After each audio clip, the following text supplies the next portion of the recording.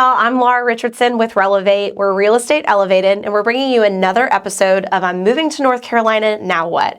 So my voice sounds a little rough today. As this is being aired, we are in the middle of the pollinating here in North Carolina, which is basically where all of our allergies kick off.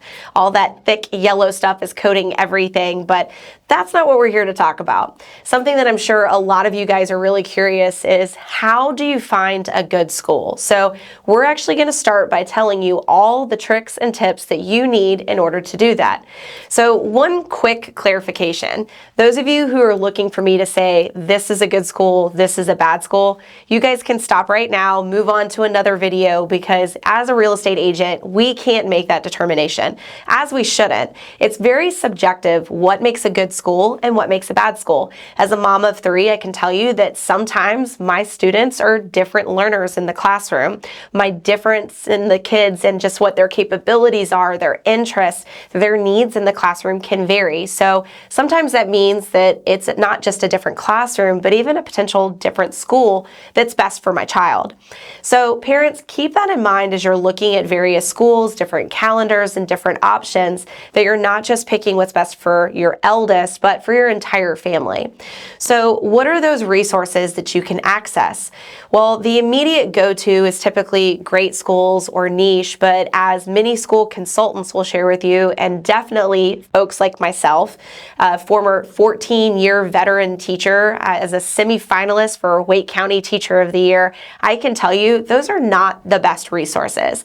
I spent about 9 years as a school improvement chair, and literally my job was to look at school data and evaluate, are we actually hitting goals? Are we doing the things that we wanted to do for not only the student body, but the community itself? And how far off are we from meeting those goals? So all of that data is really important. It is public. So one of the first things I would recommend that you check out is a school improvement plan.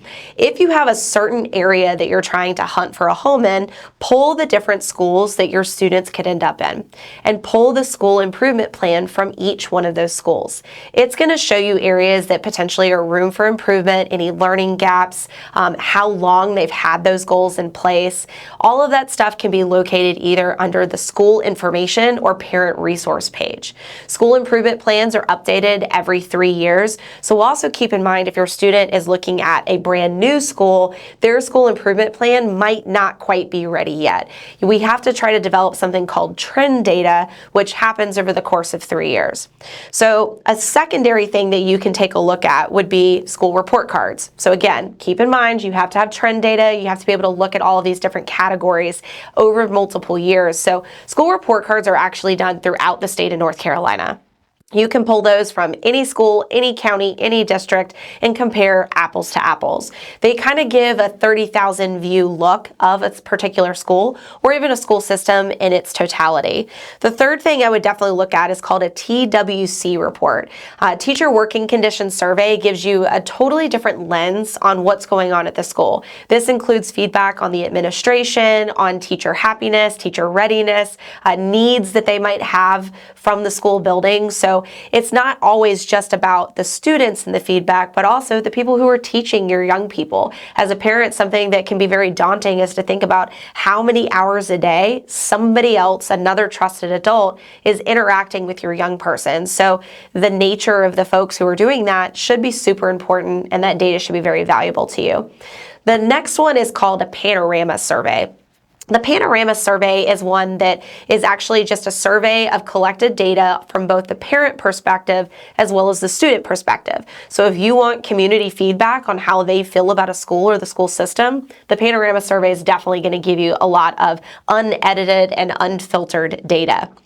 Something else that you might take a look at just based on the data and the area is being able to take a look at Facebook groups. So Wake County Public Schools parents, that's one, or Raleigh moms is another. There are a few that have a very large population that if you have a quick question about a particular school, or even what schools a lot of people would rave over, feel free to drop a line in one of those groups. Now, anytime you're talking about social media, I will always tell you, take it with a grain of salt, because not only are people going to answer your question, people are going to be very passionate about their opinions of whatever the question was. You might even get some people asking what the purpose of the question was. So just understand every resource needs to be taken with a grain of salt.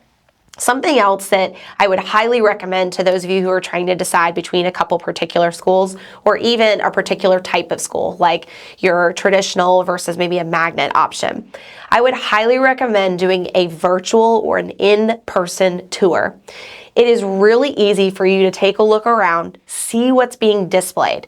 Is there student work? Are students up? Are they moving around? Wake County for a long time was implementing something called the 4 C's, and part of that was collaboration, creativity, being able to get up out of your seat and have different types of furniture that they were learning in, anything that would help facilitate student growth and development. Those are the types of things that you would expect to see in one of the largest school systems in the Southeast, right? So if that stuff's not happening, you don't see students interacting, you don't see work being displayed, awards on display, then that would be a cause for pause. I would ask questions. Speaking of asking questions, something else I would recommend taking a look at is teacher turnover rate. So teacher turnover rate means the percentage of educators that are staying in that school building year to year. So there are state averages for everything. When it comes to teacher turnover rate, look at the school and see, is it above or below the state average? If it's higher than normal, I would definitely, again, cause for pause, ask questions. Maybe their favorite administrator got a promotion or retired. So some teachers who normally would just kind of roll from year to year decided this was an opportunity for a change. It could be a Renaissance school, meaning they've actually forcibly moved teachers from one school to another. So just keep in mind that there's always a reason, but you need to get to the bottom of that to make sure there's nothing going on.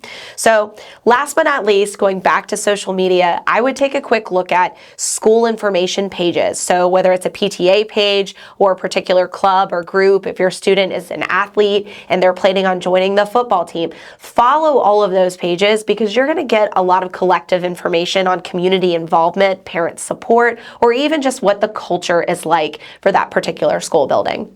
So if you have any questions about real estate and marrying it up with a school search, please feel free to send me a direct message. This is my niche. This is a passion. Still very involved in the world of education, and we can definitely make it happen for you and your family. I'm Laura Richardson with Relevate, and we'll see you next time.